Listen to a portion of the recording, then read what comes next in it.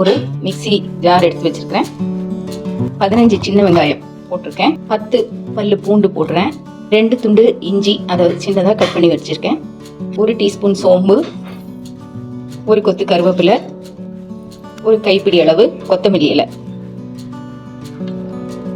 இது கூடவே 6-7 காஞ்ச மிளகாய். இப்போ இதையெல்லாம் 1-2 கொரக்கொரப்பாக அரைச்சிட்டு வரணும். தண்ணி ஊற்றாமல் கொரக்கொரப்பாக அரைச்சி எடுத்துக்கணும். நான் அரைச்சி எடுத்துகிட்டு வந்துடுறேன், அப்புறம் காமிக்கிறேன் உங்களுக்கு. தண்ணி ஊற்றக்கூடாது. மிக்சியில் போட்ட அத்தனை பொருளையும் கொரக்கொரப்பாக இப்படி கொரக்கொரப்பாக அரைச்சி எடுத்துகிட்டு வந்துட்டேன். இங்கே ஒரு பவுலில் நான் 1 kg சிக்கன், மஞ்சத்தூள், தயிர், உப்பு போட்டு வாஷ் பண்ணி வச்சுருக்கேன். இப்போ நம்ம ஒன்று ஒன்றா மசாலையை சேர்த்துடலாம். இதில் முதல்ல அரைச்ச இந்த ஒன்று பாதியமாக அரைச்ச அந்த விழுதப்பு சேர்த்துக்கலாம். 2 table spoon Kashmiri chilli powder அது சேர்த்துக்கலாம். 2 டேபிள் ஸ்பூன் கார்ன்ஃப்ளோரு,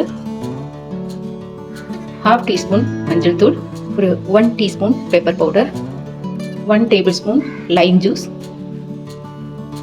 ஒரு முட்டை. இந்த மிக்சரை ஒரு 1 hour கிட்ட ஊற விட்டுடலாம். ஊற விட்டுட்டு அப்புறமா இதை பொரிச்சு எடுக்கணும்.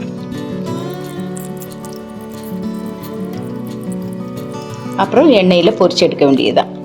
இப்போ நம்ம மேரினேட் பண்ணி வச்ச அந்த சிக்கன் 1 hour மேலே ஆயிடுச்சு. இதை இப்போ நம்ம ஃப்ரை பண்ணிடலாம்.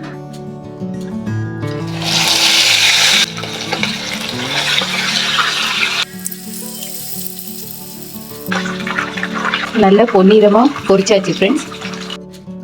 நம்மளோட பொரிச்ச கோழி இப்போ ரெடி ஆயிடுச்சு. வெளியே நல்ல கிறிஸ்பியாகவும் உள்ள நல்ல ஜூஸியாகவும் இருக்குது. இப்படி தான் இருக்கணும். வீடியோ உங்களுக்கு பிடிச்சிருந்ததுன்னா லைக் பண்ணுங்கள், ஷேர் பண்ணுங்கள், கமெண்ட் பண்ணுங்கள் அண்ட் சப்ஸ்கிரைப் பண்ண மறக்காதீங்க ஃப்ரெண்ட்ஸ்.